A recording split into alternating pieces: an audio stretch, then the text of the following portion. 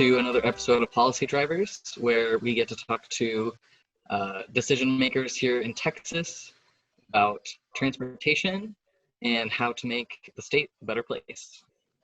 So today we have Laura Ryan, who is a member of the Texas Transportation Commission, which oversees statewide activities of the Texas Department of Transportation.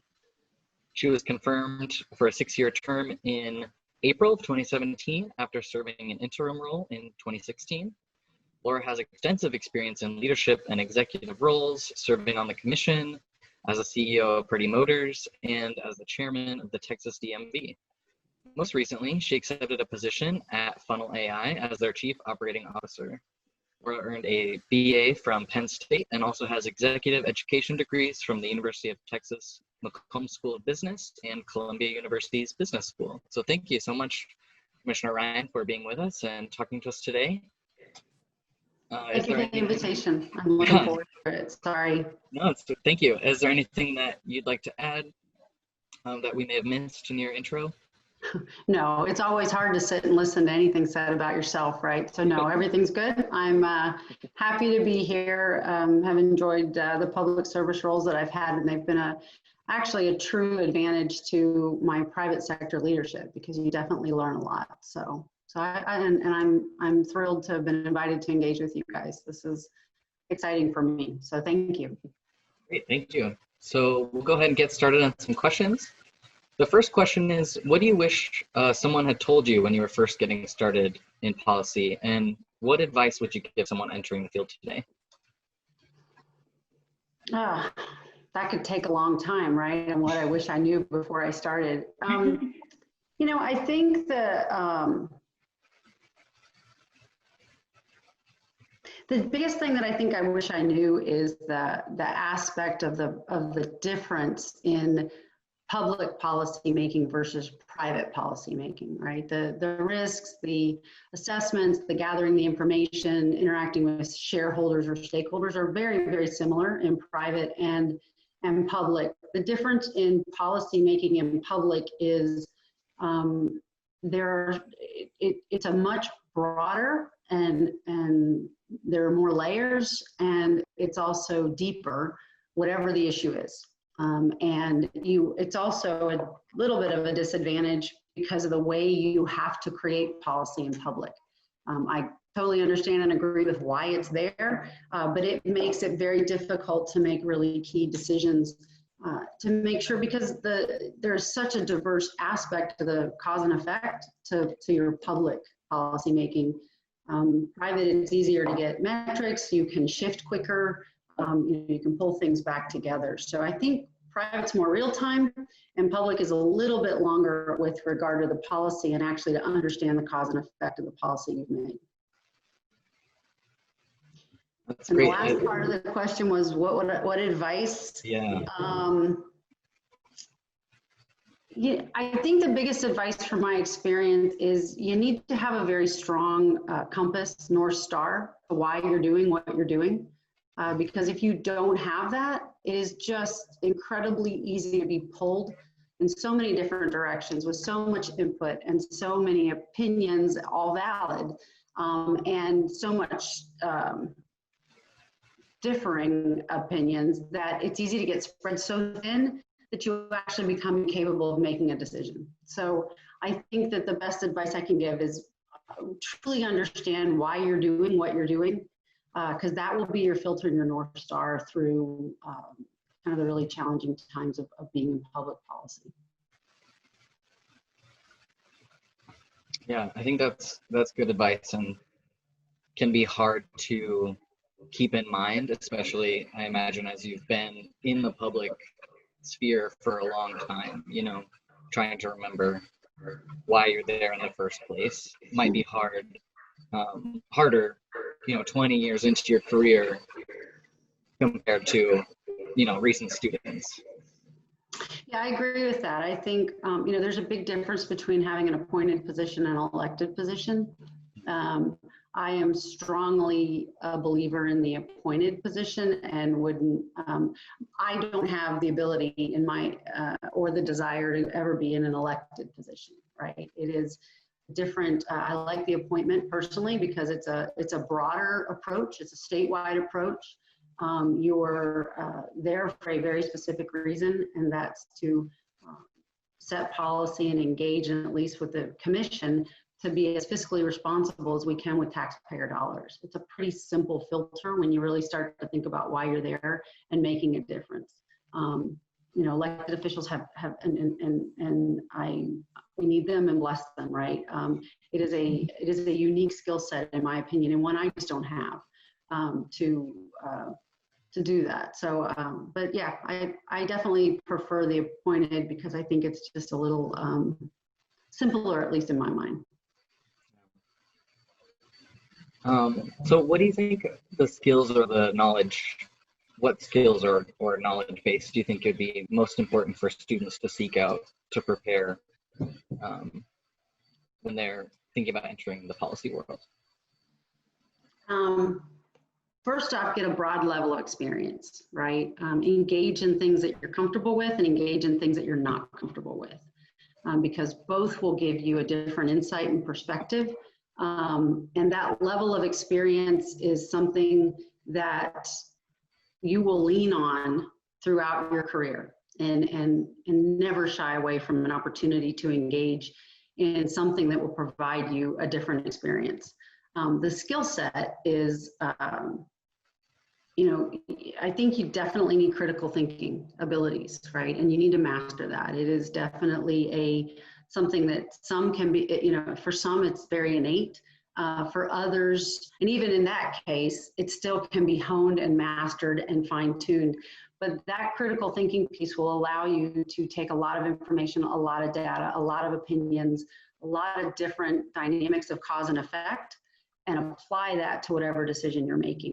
So I think critical thinking skills, I think adaptability, you know, you need to be flexible because you are finding the very thin line of a middle ground in most cases, right? Because there are always two sides to any decision you're trying to make. If I had $1 for every time we had to make a decision, and there was input from one side, and then there's input from another, and there's information, and you have to be able to decipher that and find what's best, one within the statute of what you have the authority to do, but what's best for the public. And hopefully that means that everybody wins a little bit, right?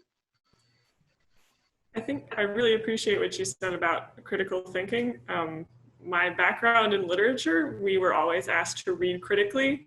And now that I am working as a teaching assistant, sometimes I'm trying to introduce that to other students. Mm-hmm. And it seems like a lot of times there's a breakdown between two different meanings of critical, or like to critically read or to critically engage with something as being criticism versus thinking about it very seriously. And so I appreciate that like distinction so that people can distinguish when it's important to look at the good and the bad things versus just criticism. So I appreciate that a lot.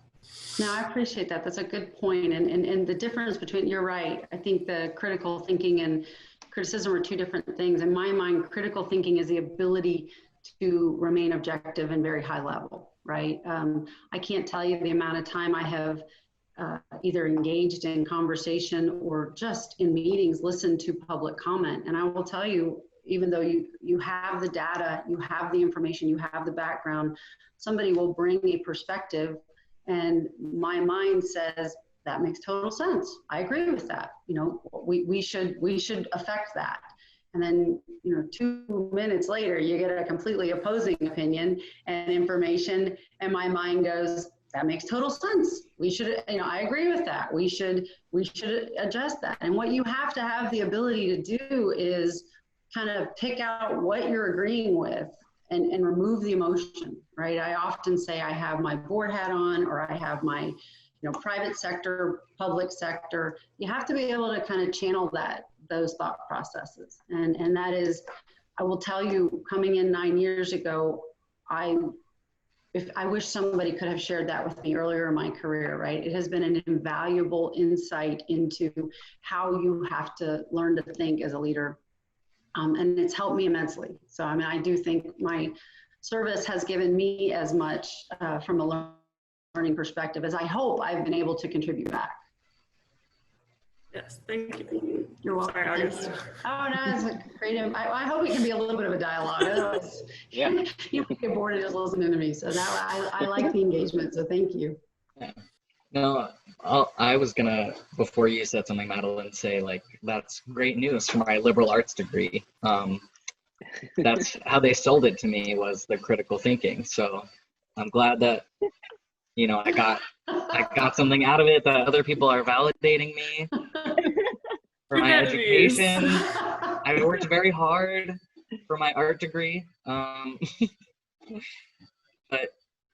no, yeah, your point was also great, Madeline.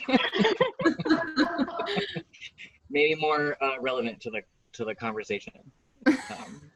But no, you know, I think that's a good example, right? Because you might think that isn't applicable, or somebody might say that. I think the diversity of experiences and input and knowledge and are part of learning that truly critical thinking, but it also adds depth to your ability to be a leader and make good decisions. And without that depth, you probably shouldn't be a leader.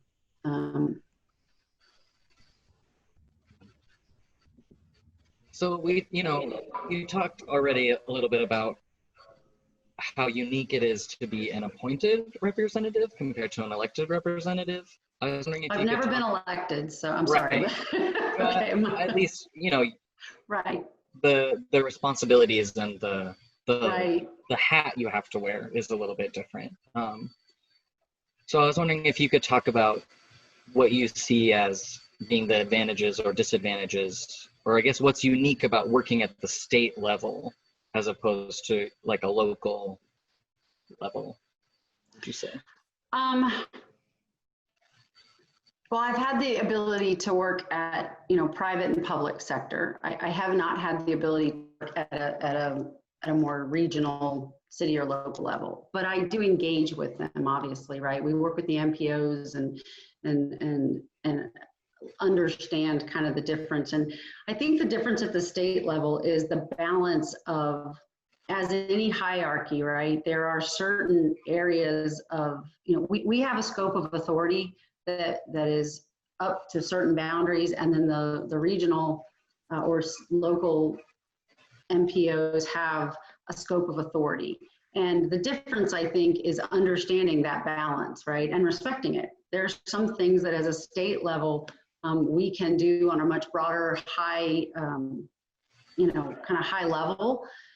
And then it has to funnel down. It has to carry down to be executed. That said, other parts of our process, it bubbles up, right? Where things from a planning have to be done at a local level, and they have to then bubble up.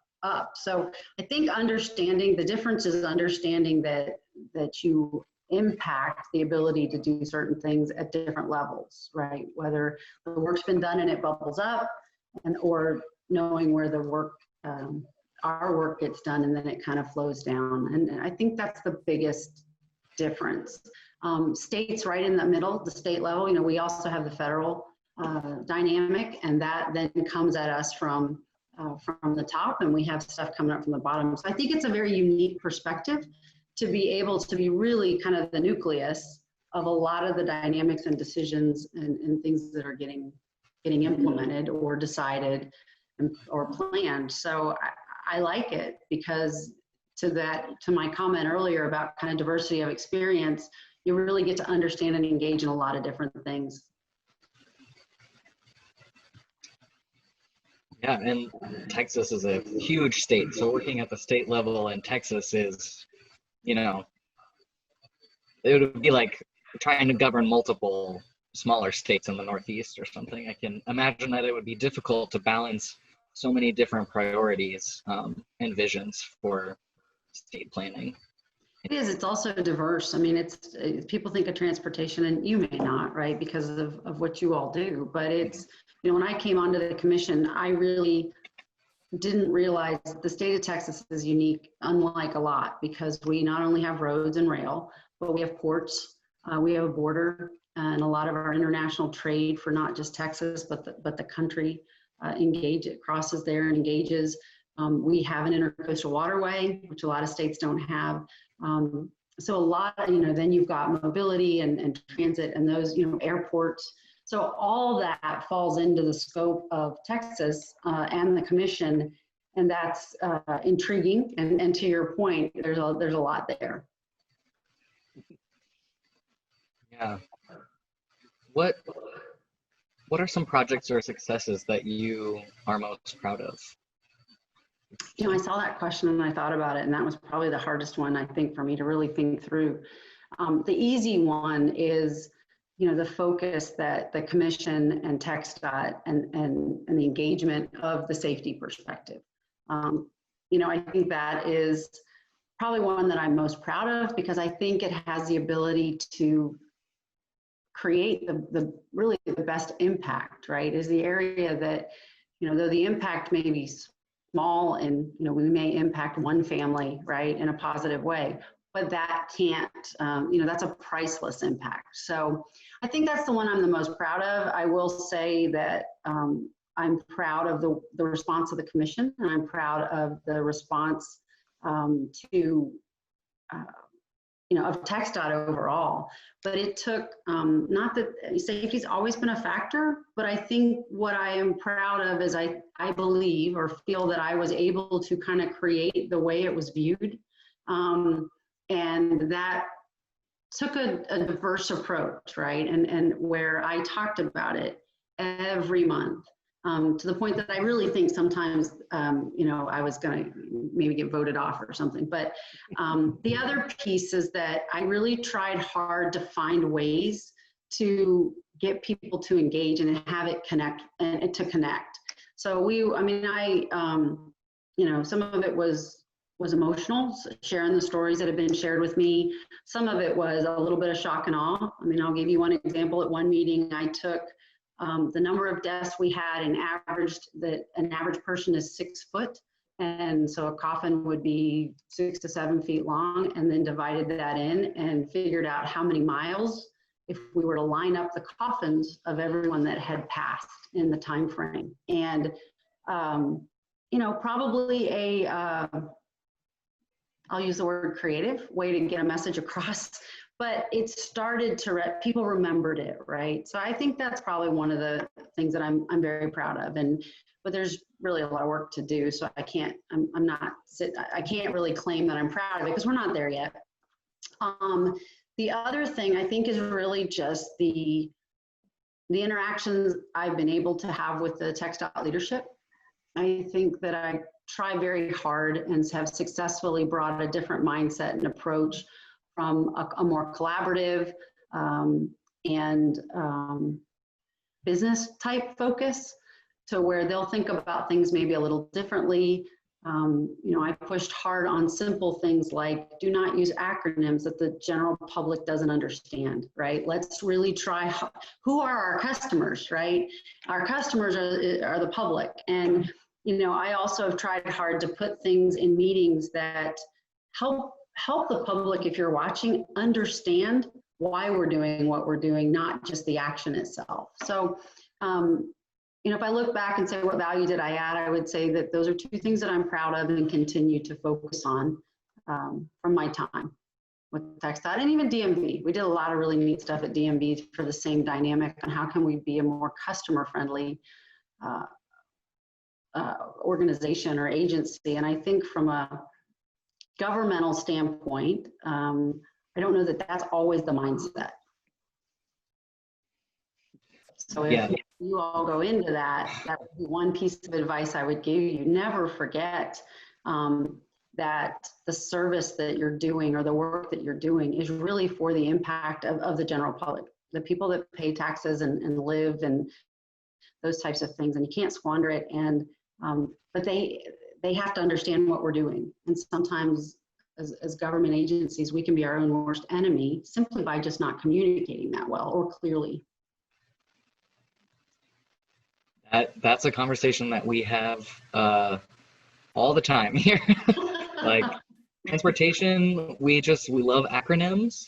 Yep. And we all, well, until I met these people, I thought we all knew what all of the acronyms meant. No one knows what the acronyms Obvious. are. No one knows that. Everyone knows what iced tea stands for. Yeah, a drink. It's not a drink, you're telling me? 'Cause I don't know. All I know about iced tea is sweet or unsweet, right? Yeah. So, That.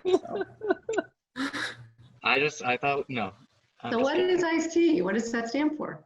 The Intersurface Efficiency, or wait, Intermodal Surface Efficiency Act, right? ICE. Yeah, So what's it? Intermodal Surface Transportation Efficiency Act. Yes, No one is ever going to guess what that means, or even guess how to say it if they only see the acronym. Oh, we're living the challenges right here on this call. Yeah, exactly. It's been good practice. Yeah. So yeah, we talked about safety, and I think we all agree that safety is very important, and we, wouldn't discount the work that you've done already. Would you say that that is something that you are working towards as your main focus, or are there other things that you're really hoping to accomplish with the commission? Well, I think right now it's the main focus because we can accomplish so many other things through it, right? The one thing that I think the focus has done is it isn't just about dollars, putting dollars to certain projects. What has been done that I am proud of, that I think the work will show years and years and years from now, is we have created a safety task force. We have created safety metrics and measurements that allow that when in the design, or when a project is being prioritized and in the design, the safety factors are included right up front. And if they don't come in up front, then the divisions and in Austin will actually look at it and understand and ask why a district didn't include certain features. And what I understand, and not a criticism, just kind of what I'm told, is that previously the financial aspect would be, well, we don't have the money in the project. Well, ultimately though, that ends up costing much more, one, in the fact of lives, but two, eventually we have to go back and put those features in, particularly in areas where there's hotspots. And it's certainly more cost effective to do it right up front versus going back and kind of redoing it. So, I think that when you say, is that the main focus, or are there other things? I think safety continues to go through everything that we do. So I don't know that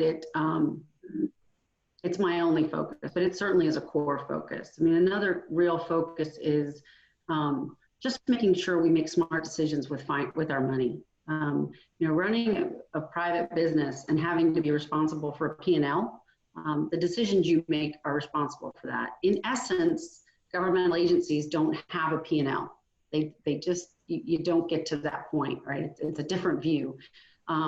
So I think there's a lot of work that we can continue to do to create kind of financial efficiencies. And that's a big focus on mine too, that continuous improvement and being fiscally responsible and efficient is, so I'd say the balance of both, because anything in the state that we do at TxDOT, any money we can save and be more efficient with truly allows it to go back into the pot to do projects of whatever is necessary. So I have another question. What is the P&L? Profit and loss. I'm sorry. So this is good. That is a non-transportation. So I apologize. So on a financial statement every month, companies do their profit and loss, where they fell, along with the balance sheet and their assets and net worth. So a profit and loss at the end of every month shares the ability, either if it's a private organization, right? What stays as retained earnings. And if it's a public organization or business, then that's kind of what stock prices are usually vetted off of. So private business, because they are accountable every month, look at things a little differently than when it's not necessarily. So that's a focus of mine. I think that transitions really well into our next plan question is about, and you've talked about this a couple of times, people often suggest that we should adapt our government agencies to run more like businesses and adjust the program so that they are more similar to that. So since you have experience in both fields, and you've talked about this a little bit, what are some ways that public entities and businesses are similar, and what ways do they have different goals? So like what lessons are the most useful for public entities to take from the business world, and which ones might not be as useful? So I think that it's not 100% realistic to think that government agencies will work directly like a private business. And I say that because the legislature will make decisions, and then the agencies are responsible for figuring it out how. There are not always funds that follow, right? So there's a little bit different dynamic on kind of the decision making and the execution of things.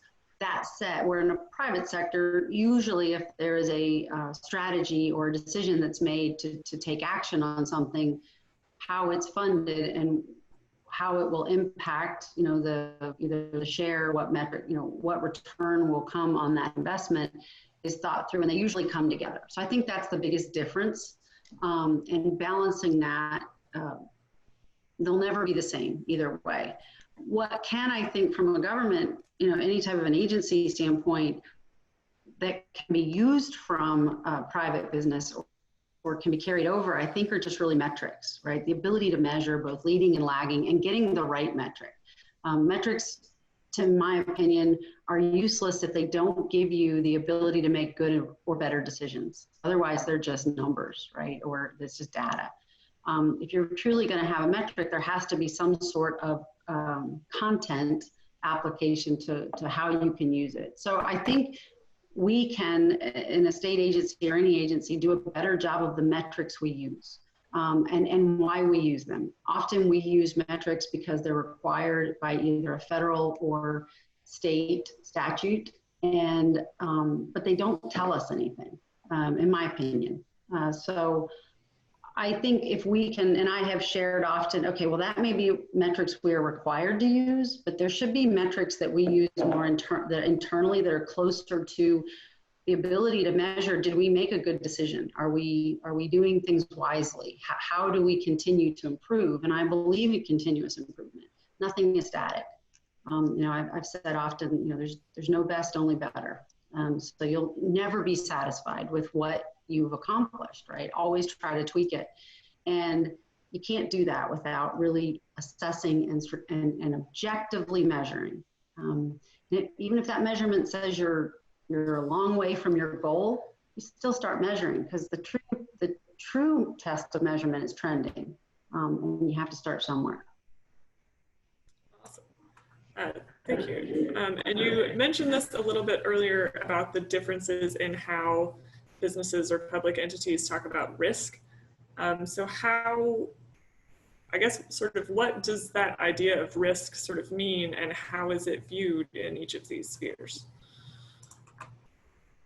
That's I'm not sure where to start on that one. That's a really broad question. So risk can take on so many different factors or applications.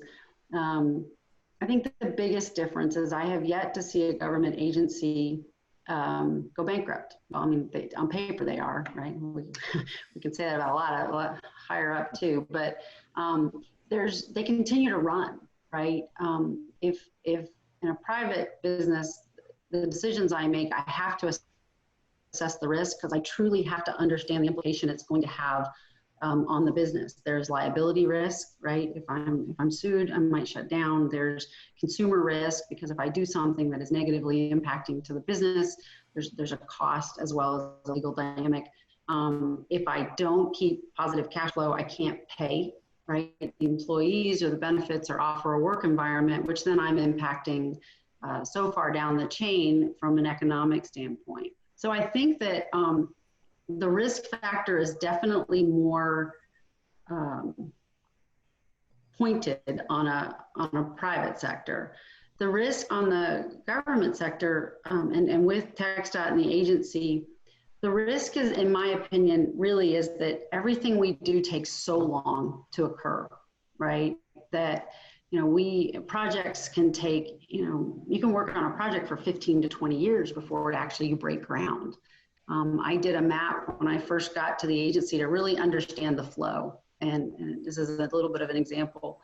I started with $1 on a whiteboard. And I said, okay, I want to understand the agency, how it works.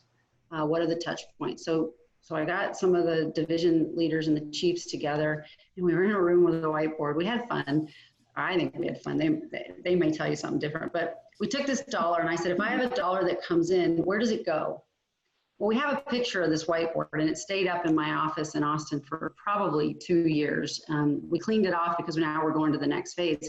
But we then took this whiteboard that looked like a bowl of spaghetti and we put it on flow charts, right? Because then we took not just the process, but who has the authority, right? Who, you know, from the commission to a district to a division to, you know, all that.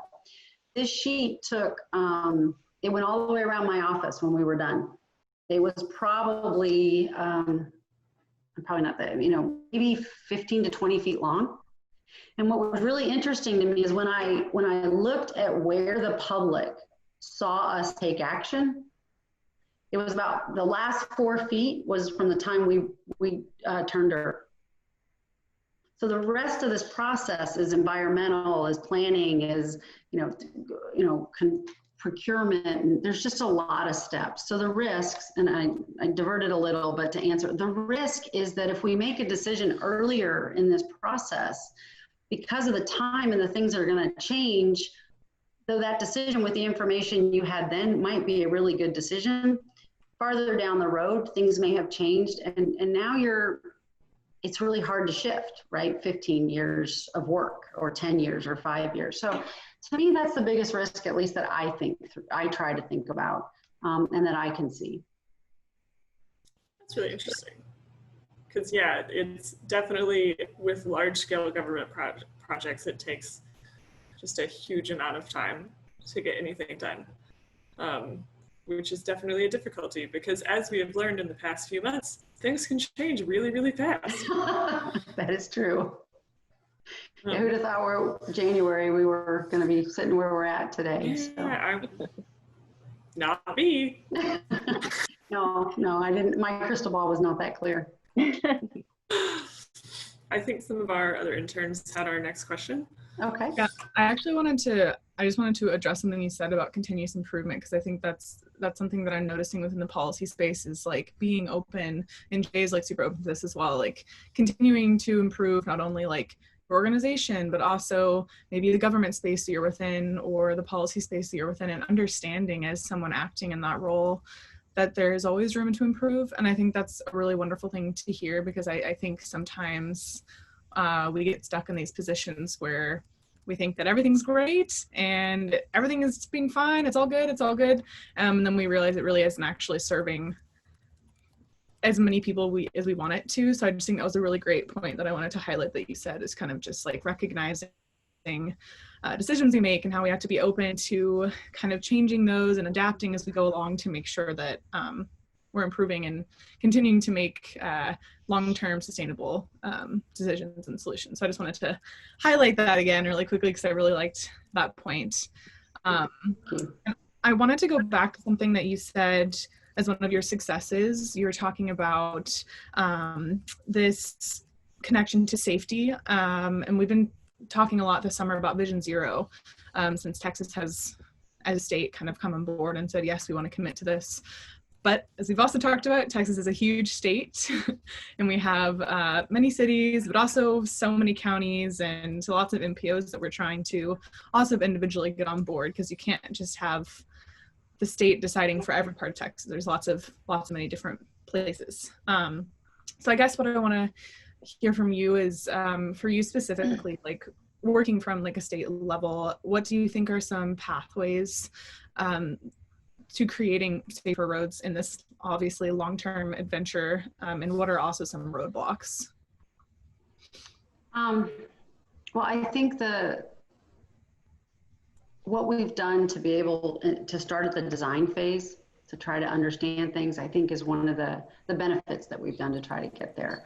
Some of the roadblocks and I think what we're talking about is how do we accomplish what we've set out to go to with the Vision Zero and the Road to Zero. So the roadblocks to accomplishing that are that, again, my opinion, and I've shared this, but is that it's not an infrastructure sole responsibility. You cannot design a road to handle somebody that decides to get behind the wheel inebriated. There's no, now we can design roads to be more forgiving, and that's really the impact of the safety dynamic. The key to getting to where we want to be is with each of us. It's individual, right? We are trying to change human behavior, and that at a very large scale, that is both infrastructure design, education, which is, we do a lot there, but then making sure that it's getting to the right people. And I've taken that on as a challenge to everybody, because we all have our circle of influence, right? So my question is often, I'm going to assume that none of us on this call would get behind the wheel, one, after we've been drinking, but two, get in the passenger seat with somebody that was drinking. And I've spoken about this, and I've also shared that, I also wouldn't put my children in a car with somebody that's been drinking, right? Or somebody I love, parents or whatever. But I've also asked them, but how many times have you asked somebody to pull over and get out of the car because they're texting and driving? Or they're driving reckless, right? It's not something that we as a society have created to be acceptable, to push on those kinds of things. And until we change that, we won't totally get to where we want to be. We can improve, so the question is how do we get people to engage and influence their circle, right, of influence? I can tell you there, and anybody that, and I've got a 26-year-old daughter who's married, and her husband, and a 22-year-old son. And I can tell you they're real clear on where I stand on this. And but it's not just me, right? It's not just because I'm mom, it's because I've shared the stories that people have shared with me. And I have shared the statistics and the data, and I don't stop. And that's the question, right? If everybody did that within their circle, we'd end this real quick.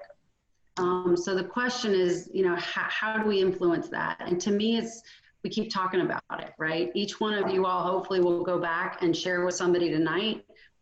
I know you do, right? But more about that, right? And we just keep at it. So I think it's both, right? The success is in the middle. We impact the design, and we add more safety features, and we continue to educate and get people to change behavior. And when we meet in that middle, we'll have been able to say that we accomplished that goal.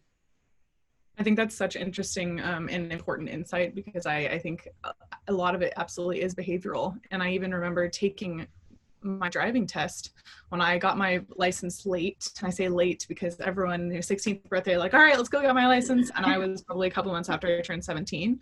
And it was incredible to me because I never actually took the in-person course. My parents taught me to drive because I was in a lot of extracurricular activities and I just didn't have the time. And it's interesting being older now and seeing people speed. And I have sped before. I'm not being like, aha, I've never sped in my life, perfect driver. But working here has definitely kind of influenced the way that I see driving now. And even today, I had to drive my sister somewhere, and it was like people just speeding by me on Mopac and 183, and it's really just frustrating. So like, how do we change this behavior? Like, yes, you can change speeds on the road, but obviously people are still going however fast they want to, and it's really hard to kind of change those behaviors. And so it's absolutely a two-part kind of solution, like a question and a solution to this whole issue that we have across the state. So I absolutely agree with you there. I think that was great. I started riding my bike to get to class last year because the parking passes on campus were so expensive. And that certainly gave me a completely different view of the roadway than I had ever had. Because especially, like, even after I had learned all of the safety measures that I as a cyclist could use, it was still like every week there was like, oh, well, I almost just died there. That was super great. And so it made me really conscious whenever I was in my car, like whenever there was something else on the road. I think I had a different perspective of that after knowing how scary it is from the other side. And I've been talking all of my friends about it since then. Yeah, I think that's why the road to zero is such a comprehensive thing, right? Is because you have to take into account both the design elements and the behavioral elements and just awareness. I mean, oftentimes you don't, it's like when you get a new car and then you start seeing your car everywhere and you're like, where did all of these come from? But they've been there. It's just like an awareness thing. Like if you've never been on a bicycle and felt scared because the roadways are not made for bicycles, then you haven't internalized how unsafe it is to be on a bike. And therefore when you're driving, not watching for bikes or thinking about other people on the road who may not be in cars. So yeah, I think the education aspect is really an important piece of that. And we can't thank you enough for leading the charge on Road to Zero and for, along with your fellow commissioners, committing $600 million for these 2 years to ending traffic deaths. You'll be sending an appropriations request to the Ledge next week, and we hope they eventually decide to maintain that $300 million a year for Road to Zero. How would you explain to legislators why this money is so important to reaching that goal? So I'm going to be very careful here because we can't lobby and as an agency or commission. So I want to make clear that that's not, and if any opinions are not that. You know, when the commission voted on that to kind of carve that money out and allocate it specifically for safety, it was 300. So we have it for 20 and 21, fiscal year 20 and 21. So it's really not until next August that we would need to refund that pot. But the discussions now certainly I think are important. I strongly believe that you know what TxDOT has done and everyone and anyone that's been involved in, you know, the cities that have come on board to get to the Vision Zero, the Road to Zero. You know, it was interesting that both transportation committees took this on as interim questions and have started to look at it. So I have immense confidence that it is definitely understood as important. Again, I never try to speak for how or what decisions they'll make. You know, I'm hoping too that next year, you know, when we go to do the 2022, the money's there. But I think the design piece is there, right? So you know, I've worked hard with our safety committee to make sure we measure how we've used that money so that by the end of a 12-month period, we can show not only how we use the money, how quickly we were able to bring it to market, so to speak, you know, to deliver projects, but also because of where that money was spent. It was in hotspot areas. It was the ability to put into place things that are historically and known to make a difference. We should see a difference in those areas that we put the projects on. So before they started each project, there was kind of a baseline, and then it will continue to be evaluated. So I'm hoping that the analysis and the data will be able to really tell the story in and of itself. And that's one of the things we're pushing on, because I think with the right information, as I started with, decisions are easy, right? When you kind of go to that North Star. So, you know, I can't speak for what's going to come out. I will tell you it's going to be an interesting session based on the economic aspect of things. And I don't envy any one of them, because, you know, we talk about the breadth of transportation. They make decisions on everything that goes on in the state, from education to transportation to security to, you know, I mean, I can go on and on and on. So you know, we struggle sometimes to spread our dollars to cover all the aspects of infrastructure. Legislators have to really spend those same dollars but on just 10 times, right, the areas. So, you know, I have confidence that with the information that can be shared, you know, wise decisions will be made. And we will, I can tell you from a commission, well, I can speak as one commissioner, but from my perspective on the commission, it'll definitely remain a focus. And when we get to next year, you know, I'll definitely be talking about how do we continue that. Again, assuming that the statistics show that it's making a difference, right? And that goes also back to, we have the responsibility to spend taxpayer monies wisely. If human behavior doesn't change at all either, and the numbers are the same in those areas, and what we didn't make a difference, we'll have to reassess, you know, does the money go to, I mean, do we change other things, right? I'm not stating we give up, but then we may approach it differently. So Right. That's where I think the metrics are key. Yes. Well, we just want to thank you for leading that charge and being a strong proponent for safety. Well, thank you. I appreciate that, and we'll continue. It's definitely a labor of love, so it is enjoyed. I mean, it's not enjoyed what I hear, but it needs to be done, and it's something that's important to me. So thank you. Well, I think that we are likely out of time. But thank you so much for all your great answers and for taking the time to talk to us today about policy and transportation. This was great, and I hope that you also enjoyed it. I did. It was probably the highlight of my day, so thank you.